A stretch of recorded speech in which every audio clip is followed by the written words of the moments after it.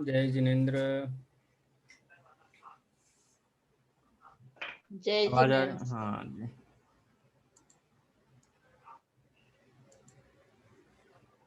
जय श्री ओम नमः सिद्धेभ्य। नमो अर्हन्ताणं नमो सिद्धाणं नमो आयरीयाणं नमो वज्रायाणं नमो लोये सव्वसाहूणम्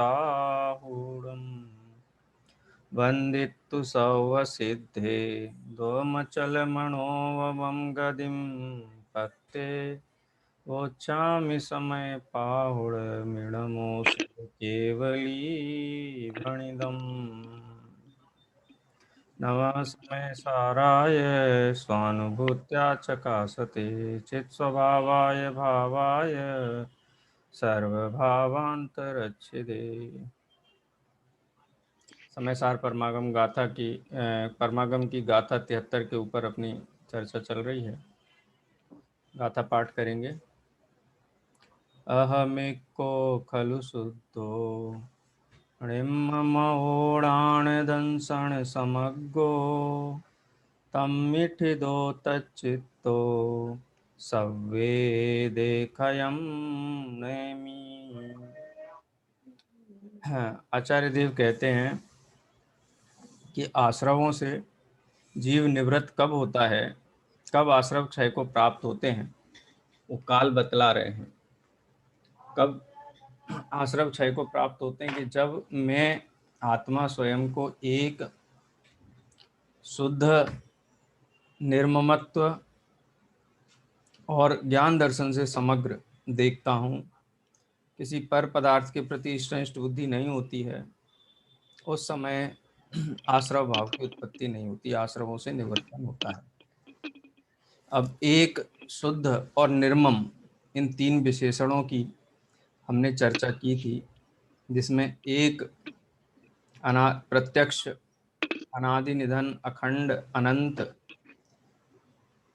विज्ञान घन स्वभाव वाला होने से मैं एक हूं।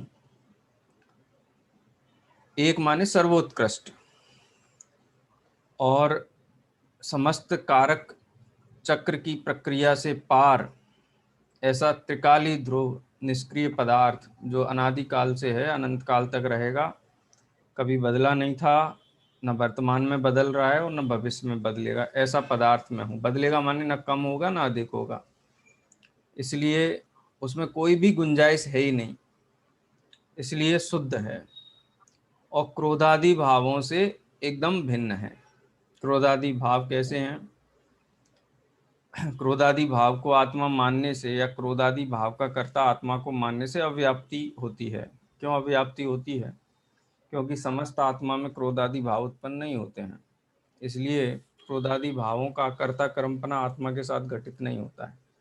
अनंत सिद्ध भगवान, उनमें क्रोधादि उत्पन्न ही नहीं होते हैं, तो कर्ता कर्म कैसे घटित किया जा सकता है ना ख्याल में। इसलिए विज्ञान घन स्वभाव वाला होने से और क्रोधादि भावों से अत्यंत भिन्न होने के कारण निर्मम हूँ। मम माने सब कसाय भाव आ गए उसमें, 13 के 13, एक भी बाकी नहीं बचेगा। यहाँ तक अपनी चर्चा हुई थी। अब जब हम बात कर रहे थे निर्ममत्व पने की, तो क्रोधादि पर्यायों की तो बात की, लेकिन केवल ज्ञान आदि पर्यायों से भिन्न नहीं बतलाया आत्मा को। क्योंकि यहाँ आश्रवों से वेद विज्ञान कराया जा रहा है, इसलिए निर्मल पर्यायों के बारे में ये प्रश्न भी किसी ने किया था कि औदैक भाव, औपसमिक भाव, क्षायोपसमिक भाव और क्षायक भाव, उनके बारे में बात नहीं की, औदैक भावों के बारे में बात की। तो उसके संबंध में मौन है। ऐसा नहीं है कि दृष्टि का विषय है, केवल ज्ञान पर्याय दृष्टि का विषय जो आत्मा है, वो केवल ज्ञान पर्याय का भी विकल्प वहाँ पे है, अथवा ज्ञान दर्शन की अन्य निर्मल पर्यायों का को शामिल करके बात की जा रही है।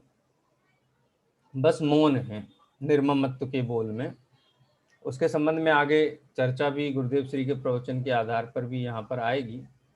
वो चर्चा अपन आज पढ़ेंगे। यहाँ से अपना कहाँ तक हो गया था ये कल?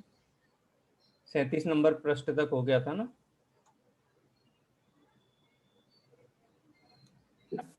38 में हुआ था सर। जी सर, 37 कंप्लीट हो गया था। 38वें पे प्रश्न 38 अपने को वाला है। शुरू करना है। 38 में हाँ, प्रश्न से प्रश्न से शुरू करना है ना। तो प्रश्न वही है प्रश्न कि से जो शुरू निर्मल करना है। विशेषण लिया है, तो निर्मल में निर्मल पर्याय भी लेना क्या, तो निर्मल पर्याय निर्मम ममत्व भाव तो है ही, कसाय भाव, ममिदम परिणामो मूर्छा, मूर्छा भाव है, तो मूर्छा भाव तो विकार है, भाव है, तो उसको यहाँ लिया है, क्या बोलते हैं, उसको नहीं लिया है यहाँ पे।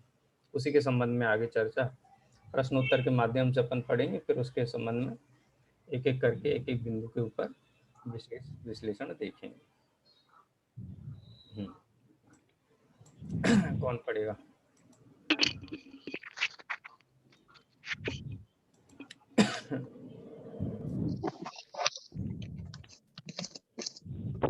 हेमलता जी पढ़ना चाहते हैं?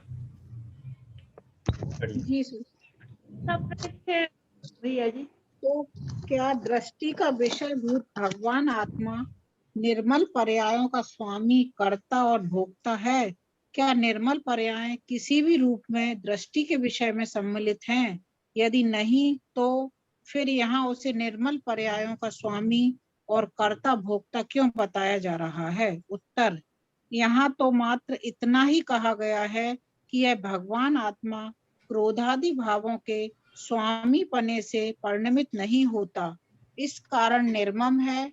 यहाँ निर्मल पर्यायों के बारे में कुछ कहा नहीं गया है, उनके बारे में मौन रखा गया है, उन्हें गौण किया गया है, क्योंकि कर्ता कर्म अधिकार के इस प्रकरण में उनके स्वामित्व, कर्तत्व आदि का निषेध इष्ट नहीं है और दृष्टि के विषय में वे भी सम्मिलित नहीं है। अतः इस प्रकरण में उनके बारे में मौन ही इष्ट है। जब उनकी चर्चा होगी तब सब स्पष्ट करेंगे। प्रश्न, यदि यह बात है तो फिर यहाँ अनुशीलन में स्वामी जी को उद्गृत करते हुए यह क्यों कहा जा रहा है कि निर्मल पर्याय मेरी स्व है और मैं उनका स्वामी हूँ? उत्तर, कर्ता कर्म के इस प्रकरण में कोई व्यक्ति निर्मल पर्यायों के स्वामित्व और कर्तत्व का भी निषेध न समझ ले, इस आशंका को निर्मूल करने के लिए यह कहा है। तात्पर्य यह है कि दृष्टि के विषय में तो निर्मल पर्याय शामिल नहीं हैं, परंतु निर्मल पर्यायों के कर्ता भोक्ता और स्वामी ज्ञानी धर्मात्मा होते ही हैं। प्रश्न, प्रवचन सार में कर्ता नय से आत्मा को रागादि भावों का कर्ता कहा है और आप यहाँ निषेध कर रहे हैं। उत्तर, हाँ कहा है, अवश्य कहा है, पर वहाँ अपेक्षा जुदी है और यहाँ जुदी। अपेक्षा समझे बिना इस प्रकार के प्रश्न उठना स्वाभाविक ही है। हाँ, एक सेकंड। हाँ, एक सेकंड। 3 प्रश्न यहाँ पे आए। आगे जो इसका समाधान है वो अपन अलग से पढ़ेंगे। हमने निश्चयाभासी के प्रकरण में भी जब देखा तो पंडित जी साहब निश्चयाभासी को यही समझाते हुए दिखे कि जीव रागादि सहित है, वर्तमान में छद्मस्त है, इत्यादि अनेक व्यवहार की मुख्यता से जो जिनागम में कथन आए हैं, उन कथनों के माध्यम से आत्मा को रागादि वाला, रागादि सहित सिद्ध किया गया और समय सार के कलशों के आधार पर ही सिद्ध किया गया, क्योंकि निश्चयाभासी जीव आत्मा के वर्तमान जो सत्य है उसको स्वीकार नहीं करके मात्र छल से आत्मा को शुद्ध मान करके निर्दमी होता है। तो वहाँ प्रयोजन अलग था, प्रकरण अलग था, उस अपेक्षा से समझाया गया। यहाँ प्रकरण ये है कि जीव रागादि भाव को अपना स्वरूप मान बैठा है। आचार्य ऐसा नहीं कहते रागादि भाव होते ही नहीं हैं, रागादि भाव हैं लेकिन स्वरूप नहीं है, ये यहाँ समझाया जा रहा है। स्वरूप ना होने से उनके साथ मेरा कोई संबंध नहीं है, कि कर्ता कर्म भी नहीं है, कि मेरा स्वरूप नहीं है, स्वरूप में नहीं होने से मैं उनके साथ कर्ता कर्म पना भी नहीं स्वीकार करता हूँ। लेकिन रागादि भावों की सत्ता ही नहीं है, ये नहीं कहा जा सकता। जो जीव रागादि भाव की सत्ता को अस्वीकार करते हैं वो मुक्त नहीं हो सकते हैं। फिर अभाव किसका करेंगे, संबंध विजरा किसकी करेंगे?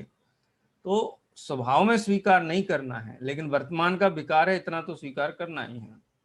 तो जहाँ वर्तमान में स्वीकृति कराई जाती है वहाँ पर कर्ता पक्ष को मुख्य कर दिया जाता है, और जहाँ पर दृष्टि के विषय भगवान आत्मा की बात की जाती है वहाँ पर क्रोधादि भाव आत्मा में है ही नहीं, उनका कौन करता है हमको नहीं पता है। कोई बहुत पूछे तो कहते पुद्गल करता है, मेरा उनसे कोई भी संबंध नहीं है, इस प्रकार की चर्चा की जाती है। तो ये यहाँ दो प्रश्न इसीलिए उठाए। अब निर्मल पर्यायों की बात निर्ममत्व वाले बोल में कही नहीं गई है, लेकिन किसी ने प्रश्न किया तो क्या निर्मल पर्यायों का कर्ता कौन है? सिद्ध भगवान में तो निर्मल पर्याय है ना, भले ही क्रोधादि पर्याय नहीं है, क्रोधादि पर्याय समस्त जीवों में नहीं है, तो निर्मल पर्याय भी समस्त जीवों में नहीं है, ये भी हमको ध्यान देना चाहिए। खासकर श्रद्धा और चारित्र की निर्मल पर्याय, वो तो यथा योग्य अंतरात्मा जीवों में है या परमात्माओं में है। तो निर्मल पर्याय को भी आत्मा का दृष्टि के विषय में शामिल नहीं किया जा सकता। दृष्टि के विषय में यदि निर्मल पर्यायों को शामिल करेंगे तो अज्ञानी कभी ज्ञानी हो ही नहीं पाएगा, है ना ख्याल में। तो दृष्टि के, क्योंकि आत्मा में निर्मल पर्याय है ही नहीं, तो किसका भेद विज्ञान करेगा, किसका निर्णय करेगा, है किसमें अपने स्वसंवेदन प्रत्यक्ष करेगा। तो इसलिए निर्मल पर्याय जो हैं वो दृष्टि का विषय नहीं है, लेकिन निर्मल पर्यायों का कर्ता आत्मा है। वो भी कारक प्रक्रिया को स्वीकार करने पर है। कारक प्रक्रिया का जहाँ निषेध किया गया है वहाँ तो शुद्ध द्रव्य की ही बात है। तो इस प्रकरण में निर्मल पर्याय वाली बात नहीं है, क्योंकि आश्रवों के साथ आत्मा को, जो आत्मा आश्रवों से भिन्न, उससे वेद विज्ञान यहाँ पर मुख्य रूप से कराया गया है। हालांकि एक वाले बोल में पर्यायों का निषेध किया है, कारक चक्र की प्रक्रिया वाले में भी सभी पर्यायों का निषेध किया, लेकिन निर्ममत्व वाले में खाली क्रोधादि पर्यायों की बात की गई है और उनसे आत्मा को रहित बताया गया। इतनी सी बात है। अब यहाँ एक और प्रश्न उठाया, ये प्रश्न इसलिए नहीं उठाया है, इसलिए उठाया कि इस संबंध में भी किसी के मन में कोई शंका हो कि शास्त्र में आप यहाँ निर्ममत्व कह रहे हो, लेकिन अनेक स्थानों पर जीव को राग आदि भाव का कर्ता कहा गया है। और वो प्रकरण हम निश्चय भास का अभी ही पढ़ करके आए हैं, जहाँ पर आचार्य ने यह सिद्ध किया कि कर्म तो क्रोधादि भाव के कर्ता नहीं हो सकते हैं। क्यों? क्योंकि यदि कर्ता होते तो उसका फल अकेला जीव क्यों भोगता? कर्म को भी भोगना चाहिए था, कर्म को भी दुखी होना चाहिए था। अथवा दोनों मिलजुल करके करता है राग आदि भाव के, तो दोनों को उसका उदय भोगना चाहिए था, तो दोनों नहीं भोगते, जीव मात्र ही भोगता है।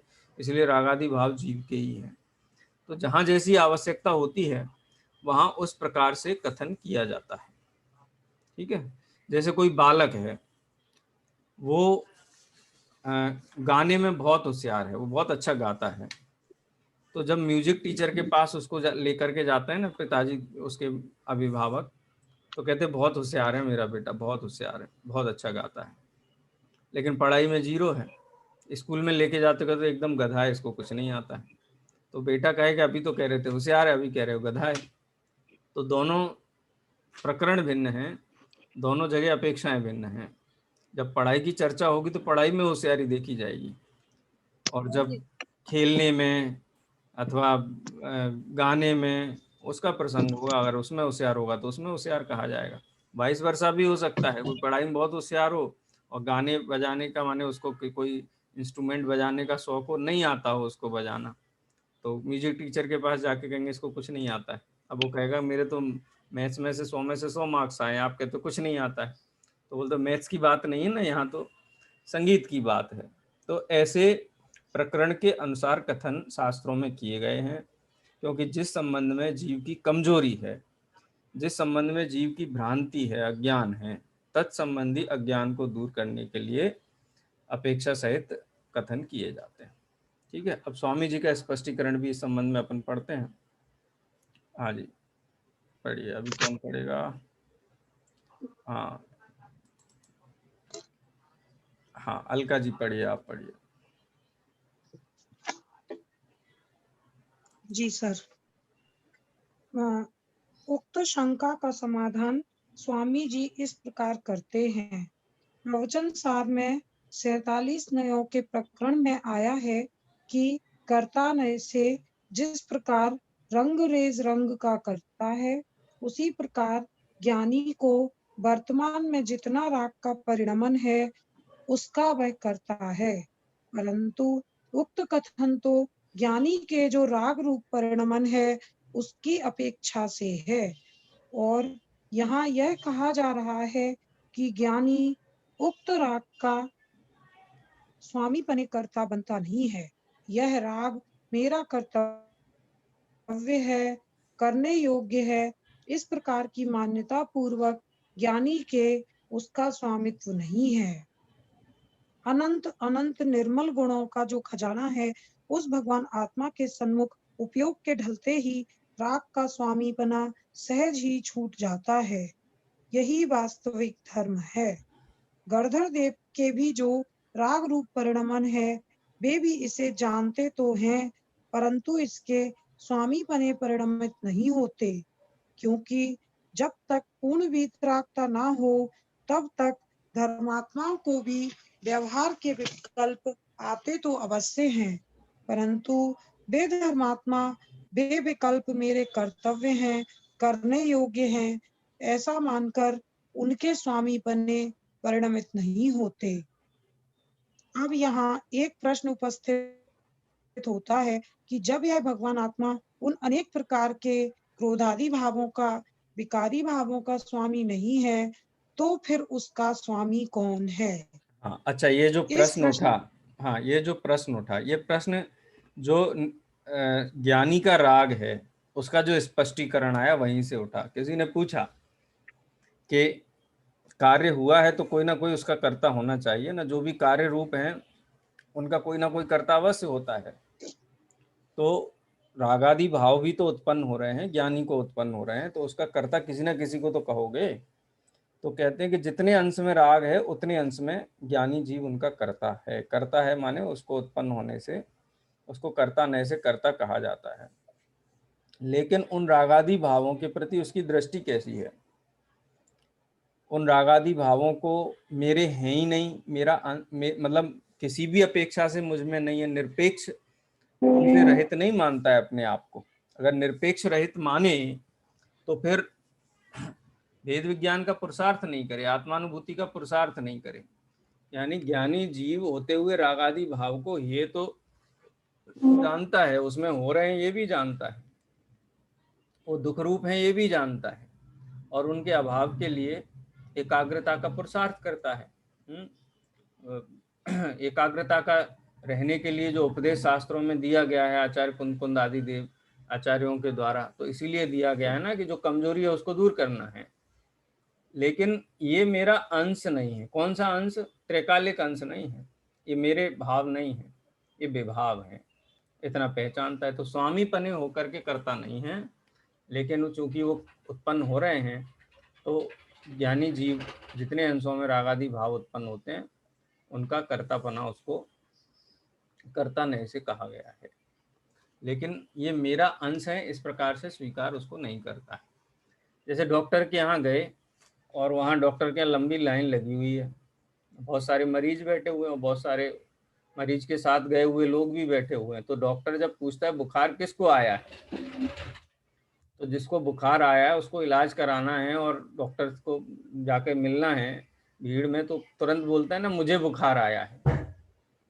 तो कहता तो मुझे बुखार है, लेकिन वो बुखार को अपना स्वरूप नहीं मान लेता है ना ख्याल में। इतना तो वेद विज्ञान है। वो वेद विज्ञान क्यों जरूरी है? मुझे बुखार है इसकी स्वीकृति क्यों जरूरी है? क्योंकि यदि ये स्वीकार नहीं करे कि मुझे बुखार है तो उसका इलाज करने का उद्यम नहीं करेगा। तो ज्ञानी जीवों को भी वर्तमान में जितना रागादि भाव है, उसकी भाव वासना है, उसका ख्याल है, इसीलिए उसके अभाव के लिए जो पुरुषार्थ अपेक्षित है वो पुरुषार्थ उनके द्वारा किया जाता है। तो ये ज्ञानी राग का कर्ता कहा गया है प्रवचन सार ग्रंथ में, उसकी अपेक्षा यहाँ स्पष्ट की गई है। ठीक है। अब प्रश्न ये उठा कि जब जितने अंश में ज्ञानी को रागादि भाव हो रहे हैं उनका वो करता है, तो यहाँ पर क्रोधादि भाव को उड़ा दिया, बोले कि निर्मम हूँ मैं, तो क्रोधादि भाव मेरे हैं ही नहीं। तो ये क्रोधादि विकारी भाव पुद्गल में तो होते नहीं हैं, पत्थर पहाड़ में तो होते नहीं हैं, जड़ द्रव्य में तो होते नहीं, होते तो आत्मा में ही हैं। आप निर्मम कहते हो, तो ये जो वर्तमान में क्रोध मान माया लोभ हो रहे हैं इनका स्वामी है कौन? कौन इनका करता है? तो इसका स्पष्टीकरण यहाँ बहुत अच्छा दिया गया है। जैसे अपन कहते हैं ना कि एक तो बायोलॉजिकल, जैसे जगत में एक जैसे वो चलती है, क्या बोलते हैं, उक्ति है, जैसे बायोलॉजिकल पेरेंट्स होते हैं, तो जीव है तो राग का बायोलॉजिकल तो जीव का ही है। बायोलॉजिकल माने कि जड़ में उत्पन्न नहीं होता है राग, लेकिन नालायक लड़का हो, नाम खराब करने वाला हो, साथ में रह कर के पूरे कुटुंब का नाश करने वाला हो, तो उसका कोई ऑनस नहीं लेता है, उसको पेपर में डिक्लेयर करवा के निकलवा देते कि इससे मेरा कोई संबंध नहीं है। तो ऐसा ही राग का बायोलॉजिकल पैटर्निटी, या कहो कि वो पितृत्व या मातृत्व कहो, वो है तो जीव का, लेकिन वो राग ने अनादिकाल से आज तक जीव को सुखी नहीं किया, उसको बदनाम किया, उसको दुखी किया, नरक निगोदों में लेकर के गया। तो जीव वेद विज्ञान करके ये कहता है कि ये भले ही मुझ में उत्पन्न होने वाला भाव है, लेकिन मैं इस भाव का स्वामीपना नहीं रखता हूँ, मैं डिक्लेयर करता हूँ कि मेरा राग से कोई संबंध नहीं है। तो ये अपेक्षा आप समझ लें। कई लोग ऐसा कहते हैं, आप तो हमको एक बात बोलो, एक बात बोलो कि जीव का है कि नहीं।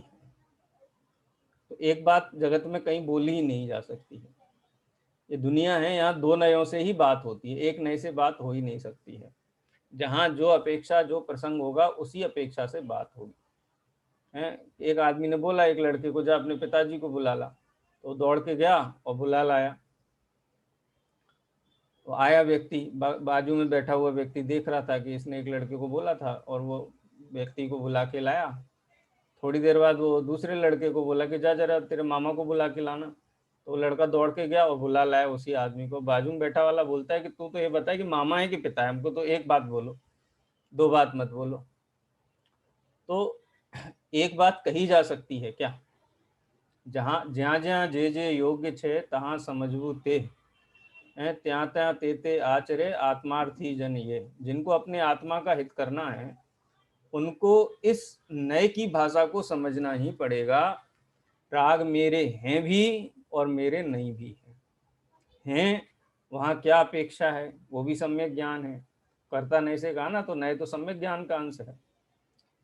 और रागादि भाव मेरे नहीं है, ये भी नए है। अकर्ता नए कह दो इसको, तो वो भी सम्यक ज्ञान का अंश है। लेकिन दोनों प्रयोजन की सिद्धि करने वाले हैं। प्रयोजन है सुखी होना, संकल्प विकल्प से दूर होना, आकुलता से दूर होना, और दोनों नयों से उस प्रयोजन की सिद्धि होती है। इसलिए हमें दोनों ही बातें आदरणीय हैं। जहाँ राग का जीव को अकर्ता कहा जा रहा है, वहाँ पर अपेक्षा त्रिकाली ध्रुव आत्मा जो शुद्ध भाव है, सिद्ध समान सदा पद मेरो, वो वाली जो शुद्ध नय की बात है वहाँ वो स्वीकार करनी चाहिए। और जहाँ रागादि भाव का कर्ता कहा जा रहा है, तो वर्तमान में जितना दोष है, जितनी कमी है, उस कमी का भान कराया जा रहा है। शास्त्र में दोनों ही का ज्ञान कराया गया है। एकांगी नहीं है शास्त्र, एकांती नहीं है। अब ये पैराग्राफ आप पढ़ें तो आपको ये जो उद्देश्य है इतनी चर्चा का वो ख्याल में आएगा। चलिए, कौन पढ़ेगा? शशि जी पढ़ना चाहती थी, शायद उन्होंने अनम्यूट किया था। तो मीना जी आप पढ़िए। जी। उक्त कथन का स्पष्टीकरण करते हुए स्वामी जी कहते हैं, आवाज नहीं आ रही है आपकी। अच्छा, यहाँ कहा है, आ रही आवाज सर? हाँ अभी ठीक है जी। कि क्रोधादि विकार का स्वामी पुद्गल है। इस कारण कोई ऐसा मानने लगे कि विकार पुद्गल से होता है, तो यह भी यथार्थ नहीं है। पुद्गल के कारण विकार नहीं होता, क्योंकि पुद्गल तो परद्रव्य है। हाँ, इतना अवश्य है कि जब भी विकार होगा तो वह पुद्गल के लक्ष्य से, या यूं कहें कि निमित्त के लक्ष्य से ही होगा, क्योंकि स्वभाव में तो विकार है ही नहीं। विकार निमित्त के या पुद्गल के लक्ष्य से हुआ है। इस अपेक्षा विकार का स्वामी पुद्गल है। इस प्रकार जहाँ जो अपेक्षा हो उसे बराबर समझना चाहिए। अब देखो ये निष्कर्ष के कितना रूप बड़ी में बात है, गुरुदेव श्री का ये प्रवचन का अंश यहाँ पे लिए। गुरुदेव श्री यहाँ इस अंश में ये कह रहे हैं कि जीव राग का कर्ता है, क्रोधादि विकार का स्वामी पुद्गल है। इस कारण कोई ऐसा मानने लगे कि विकार पुद्गल से होता है तो ये यथार्थ नहीं है। पुद्गल के कारण विकार नहीं होता, क्योंकि पुद्गल तो परद्रव्य है। हाँ, इतना अवश्य है कि जब भी विकार होगा वह पुद्गल के लक्ष्य से होगा। यूं कहे कि निमित्त के लक्ष्य से ही होगा। निमित्त के लक्ष्य यानी उपादान कारक तो राग का आत्मा ही है। उस पे हालांकि उन शब्दों का प्रयोग नहीं किया गया है, लेकिन उसका भाव यही है कि राग का उपादान करता कौन है, निमित्त करता कौन है। तो आप ये नहीं कह सकते कि राग का उपादान करता पुद्गल है। राग का उपादान करता तो जीव ही है, निमित्त करता पुद्गल है। लेकिन रागादि भाव हितकारी नहीं है, जीव का यश फैलाने वाले नहीं हैं, जीव की नाक कटाने वाले हैं, जीव को नरक निगोद में पहुंचाने वाले हैं। इस अपेक्षा से जीव उसको अपना स्वीकार ना करे, इसी में उसकी भलाई, और जितना जल्दी हो सके उससे छुटकारा पाए, उसी में उसकी भलाई है। इस अपेक्षा से ये पुद्गल के हैं, मेरे नहीं, ये बात शास्त्र में आती है। इसलिए बराबर समझना चाहिए, जहाँ जो अपेक्षा हो उसे बराबर समझनी चाहिए। आगम में बिना अपेक्षा के बात नहीं की जाती है। उसकी अपेक्षा ख्याल में होगी तो कोई झगड़ा नहीं है। झगड़ा है ही इस बात का कि हम निरपेक्ष मानना चाहते हैं। आप तो हमको एक बात बोलो, तो एक बात का तो श्रुत ज्ञान में कोई स्थान नहीं है। श्रुत ज्ञान में तो प्रतिपक्षी बात, उसका प्रतिपक्षी कोई ना कोई वचन होगा ही होगा। प्रमाण सब अंशों को स्वीकार करता है और न किसी एक अंश को मुख्य करता है। तो एक अंश को मुख्य करता है माने शेष अंशों को गौण करता है। ये बात भी हमको लेके चलनी पड़ेगी, नहीं तो शास्त्र शांति और निराकुल होने के लिए अभ्यास कर रहे थे, लेकिन वो शस्त्र बन जाएंगे यदि हम एकांत से ग्रहण करेंगे। तो अनेकांत जो विवक्षाएं हैं, अपेक्षाएं, उनको नहीं समझेंगे तो झगड़े का कारण बनेंगे, शस्त्र के रूप में हो जाएंगे। सम्यक श्रुति, सम्यक नए ज्ञान के बिना, नए ज्ञान के बिना सम्यक श्रुत भी मिथ्या हो जाते हैं, जो परम भाव प्रकाशक नए चक्र में डॉक्टर साहब ने बात कही। इसलिए अपेक्षा समझना बहुत जरूरी है। और गुरुदेव श्री इस बात को यहाँ पे कह रहे हैं। गुरुदेव श्री ने उपादान करता राग का जीव को कहा है। चलिए आगे पढ़ेंगे। निष्कर्ष के रूप में कहा जा सकता है कि पुण्य पाप के परिणाम पुद्गल कर्म के उदय से होते हैं या पुद्गल के लक्ष्य से होते हैं। इस कारण पुद्गल द्रव्य उनका स्वामी है। उन अनेक प्रकार के पुण्य पाप भावों के स्वामी पने, कर्तापने, भोक्तापने, परिणमय का स्वभाव आत्मा का नहीं है। इस कारण आत्मा निर्मम है, निराकार, सामान्य ग्राही दर्शन और साकार विशेष ग्राही ज्ञान से भरपूर होने से आत्मा दर्शन ज्ञान दर्शन से भरपूर है। इस प्रकार पर से भिन्न प्रत्यक्षानुभूति गम्य अखंडानंद चिन्मात्र ज्योति स्वरूप में अनादि अनंत नित्योदित विज्ञान घन स्वभाव के कारण एक हूँ। सकल कारक चक्र की प्रक्रिया से पार निर्मल अनुभूति मात्र पने से शुद्ध हूँ।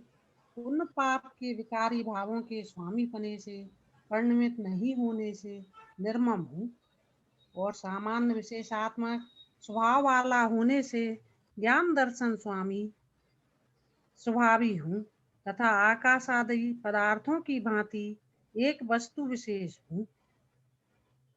मैं आकाश आदि की भांति पारमार्थिक वस्तु विशेष हूँ। ऐसा कहकर आचार्य देव यह कहना चाहते हैं कि आत्मा कोई काल्पनिक पदार्थ नहीं है, अपितु लोक में उसकी सत्ता आकाश आदि पदार्थों के समान ही वास्तविक है। इस लोक में ऐसे भी बहुत लोग हैं जो आत्मा की सत्ता ही स्वीकार नहीं करते। उनको दृष्टि में रखकर आचार्य देव कह रहे हैं कि हे भाई, जिस आत्मा के अनुभव की बात हम कर रहे हैं, जिसके दर्शन का नाम सम्यक दर्शन है, जिसके ज्ञान का नाम सम्यक ज्ञान है और जिसमें रमने का नाम सम्यक चारित्र है, वह असंख्य प्रदेशी अनंत गुणात्मक अनादि अनंत आत्मा एक वास्तविक वस्तु है और वह तू स्वयं ही है।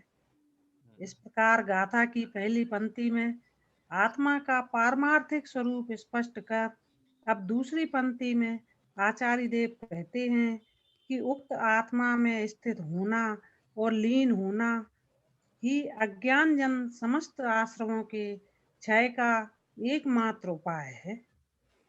आत्म स्वभाव में स्थित होने का अर्थ है आत्म स्वभाव को प्रत्यक्ष ज्ञान का ज्ञेय बनाना, प्रत्यक्ष जानना, और लीन होने का अर्थ है उसी को जानती रहना, उसी में तन्मय हो जाना, तन्मय होकर जानते रहना। स्थित होना और लीन होना दोनों आत्मानुभूति रूप हैं, शुद्धोपयोग रूप हैं, क्योंकि प्रथम समय में जिसे स्थित होना कहते हैं, द्वितीय आदि समयों में उसी दशा को लीन होना कहते हैं। अनंत गुणों का आत्मसन्मुख होकर उसी में तदाकार हो जाना ही स्थित होना, लीन होना है, और वही आश्रव भावों के क्षय का हेतु है। तात्पर्य यह है कि आत्मानुभूति और शुद्धोपयोग ही कर्म क्षय के मुख्य हेतु है। चलिए बस यहीं तक। तो यहाँ पे जो चर्चा आई, बाद में तो जितनी चर्चा हमने की तीनों बोलों की, उसका निष्कर्ष के रूप में बताया कि आत्मा कैसा है, पर से भिन्न प्रत्यक्षानुभूति गम्य अखंडानंत चिन्मात्र ज्योति स्वरूप अनादि अनंत नित्योदित विज्ञान घन स्वभाव वाला, सकल कारक चक्र की प्रक्रिया से पार, पुण्य पाप रूप जो विकारी भाव हैं उनसे परिणमित नहीं होने वाला, सामान्य विशेष को जानने वाला, सामान्य माने दर्शन और विशेष माने ज्ञान। तो माने आत्मा कोई ऐसी काल्पनिक वस्तु नहीं है, ये वास्तविक वस्तु है, और इसका गहराई से विचार करने पर, सूक्ष्म दृष्टि करने पर ये आत्मा का ऐसा स्वरूप ख्याल में आता है। इसलिए आकाश आदि द्रव्यों के समान पारमार्थिक वस्तु है। ये आकाश आदि का उदाहरण दिया यहाँ पर, क्योंकि कोई कहते कि जो हमको दिखाई नहीं दे हम उसको सत्य कैसे माने। एक लोक में कहा जाता है ना, आंखों देखी, तो आकाश द्रव्य आंखों से दिखाई देता है कि नहीं देता है, लेकिन वस्तु रूप है कि नहीं है। आंखों से ना दिखाई देने के बाद भी वो वस्तु रूप है। क्यों? क्योंकि वो वेद अनुभूति में तो ज्ञान का विषय तो है, लेकिन उद्गल आदि की भांति ज्ञान का विषय नहीं है, सूक्ष्म है। इसी प्रकार आत्मा भी सूक्ष्म पदार्थ है, लेकिन ज्ञान का विषय ना बने ऐसा नहीं है। हम उसको एक विशेषण के माध्यम से, शुद्ध के माध्यम से, निर्मम के माध्यम से उस आत्मा का राग आदि से भिन्न और शरीर आदि से भिन्न स्वरूप जान सकते हैं। इसलिए जब ऐसा शरीर और राग से भिन्न जो आत्मा का स्वरूप है वो ख्याल में आता है, उसको कहते हैं स्वरूप में स्थित होना। या स्थित और तच्चित्तो, तम्मित ठिदो तच्चित्तो दोनों का अर्थ किया है। तम्मित ठिदो का मतलब स्थित होना है, कहते हैं जम जाना और जमे रहना, माने किसी चीज को पकड़ लेना और पकड़े रहना। जो अंतर है ना पकड़ लेना और पकड़े रहने में, खड़े हो जाना और खड़े रहना, एक स्थान पर पांव जमा लेना और जमाए रहना, ये ठिदो और तच्चित्तो में चित्त माने दत्त चित्त होने में, तम्मित ठिदो तच्चित्तो, इन दोनों में ये अंतर है। इसको हम पहले भी हमने चर्चा की थी। तम्मित ठिदो का मतलब है दर्शन और ज्ञान। पर द्रव्यनते भिन्न आपकी रुचि सम्यक तो भला है, पर द्रव्यनते आप रूप को जान पनो सो सम्यक ज्ञान कला है। पर द्रव्यनते भिन्न आप रूप को जान पनो सो सम्यक ज्ञान कला है। ये तो ठिदो के लिए है, जो ज्ञान में निर्णय हो गया, श्रद्धा में जम गया और फिर वहीं जमे रहना, वहां से हटना ही नहीं। जैसे सिद्ध भगवंत सादी अनंत काल के लिए आत्मा में ही जमे हुए हैं। जैसे छपक श्रेणी मारने वाला जीव एक बार आत्मा में जम गया और वो जमा ही रहा अनंत काल तक के लिए, अब वहां जमे रहेंगे, यानी तच्चित्तो, उसमें लीन रहेंगे। तो ये थोड़ा यहाँ पर किसी को ऐसा प्रश्न हो कि स्थित होना और दत्तचित्त होने में क्या अंतर है, दो शब्दों का आचार्य ने प्रयोग किया है, तो उसका क्या कारण है, तो इस प्रकार से हम उसको समझ सकते हैं।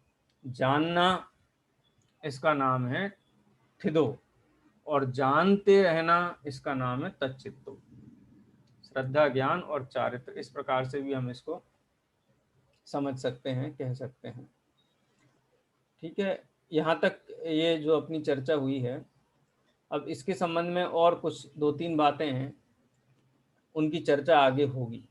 प्रथम समय में आत्मा का स्वरूप माने श्रद्धा और ज्ञान निर्मल हो जाना, इसको तम्मिठिदो के अर्थ में लिया, और तच्चित्तों को चारित्र के संबंध में लिया। और ये स्थित और तच्चित्त होने से ही दुख दूर होंगे। यदि ये लीनता, वैसे तो चतुर्थ गुण स्थानवर्ती जीव को 6 महीने में एक बार ऐसा उपयोग होता है जिसको हम कह सकते हैं तच्चित्त उपयोग 6 महीने में एक बार होता है। पंचम गुण स्थानवर्ती जीव को पखवाड़े में, पक्ष में 15 दिन में एक बार ऐसा उपयोग होता है। तम्मिठिदो तो सभी हैं, चतुर्थ गुण स्थान से ऊपर के वाले सभी तम्मिठिदो हैं, लेकिन तच्चित्त की निरंतरता 7वें गुण स्थान श्रेणी मानने वाले जीवों को आगे निरंतरता के साथ में रहती है। यही कर्म क्षय का कारण है। समय अपना अभी हो गया है, जिनवाणी स्तुति करेंगे। निज निधि निज में बताई यह अनंत उपकार है, इसके लिए जिनवाणी माँ को वंदना है, सत्यवार है। सत्यवार है।